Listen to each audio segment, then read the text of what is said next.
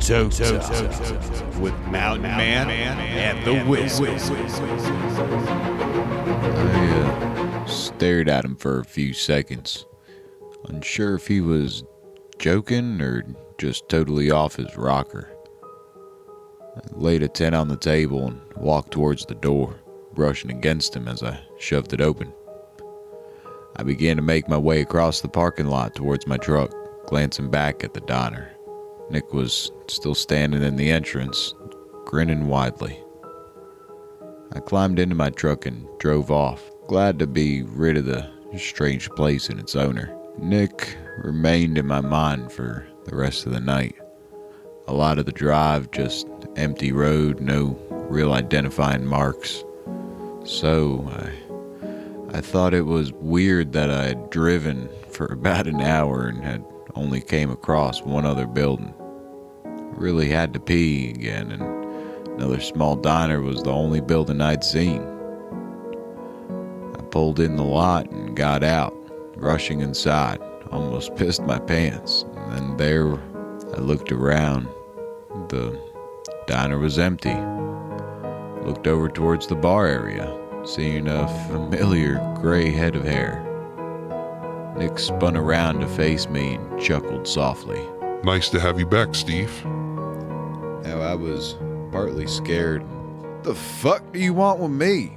I yelled at the man. "How the hell did you do this?" Nick stood up slowly and made his way over to me. It's not what you want, not me. He gestured to the nearby booth and I reluctantly sat down across from him. So, Steve, He started. tell me a little about yourself. Didn't have the time for this shit. "Bite me," I said harshly, almost spitting at him in the process. Wasn't sure why I was so angry, but perhaps my fear just manifested in that way. How could I be the same diner that I'd driven away from over 50 miles ago? Nick shook his head, laughing softly. Steve. He looked up, meeting my eyes with his dark ones. I knew they were brown, but they were so dark that they almost looked black in the low setting of the diner. Don't be hostile. I'm trying to help you. I studied his face for a moment, trying to find some kind of sign this was some kind of elaborate joke. Perhaps some camera crew was going to jump out and from the back telling me I was on some kind of new prank show. No camera crew ever came. I don't understand, I said softly, finally calming down enough to try and rationalize things. There's something you want, and I can give it to you, my boy. I looked up at him once more. His face showed no expression. It was virtually unreadable. I had no idea what he was talking about, so I repeated my previous statement. Tell me about yourself, Steve. Maybe it will begin to make sense to you then. I looked down at the table. I hadn't talked about it before, but I was ready to. If it got me out of this shithole, I'd do anything. I've been a trucker for 30 years now. Nick nodded, leaning back in the booth. Why? What kind of question was that? I like driving? He studied me for half a second before nodding. You like driving or running? What the hell's that supposed to mean? Nick shrugged, folding his arms over his chest. Exactly what I said. I glanced out the diner window, looking out towards the interstate for a few seconds before Nick cleared his throat, bringing my attention back to him. What happened before you became a trucker, Steve? I looked down at the table, unable to make eye contact with him. I had a family, I said at almost a whisper. You did.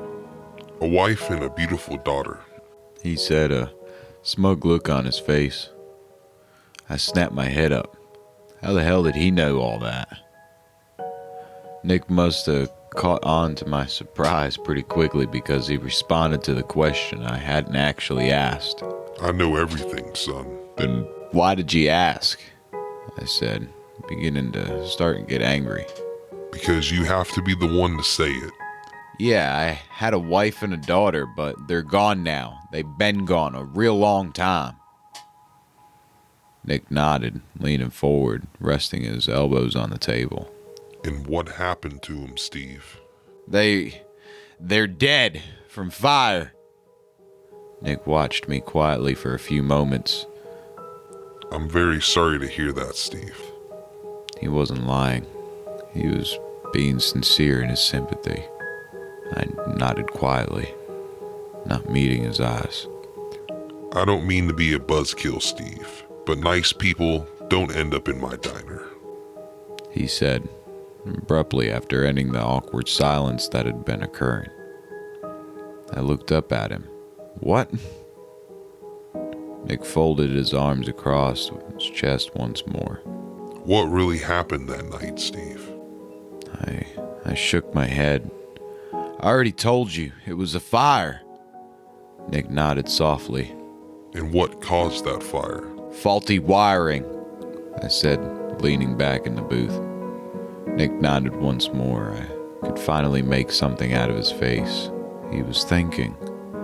The gears in his mind were turning as he thought of his response. You don't believe that? He finally said. Of course I do. That's what I said. Nick chuckled softly. But we both know that wasn't what caused the fire. He sat straight, leaning in close to me. We both know that coincidence is what saved your ass. He laughed softly again. Did the faulty wires pass out with a lit cigarette as well?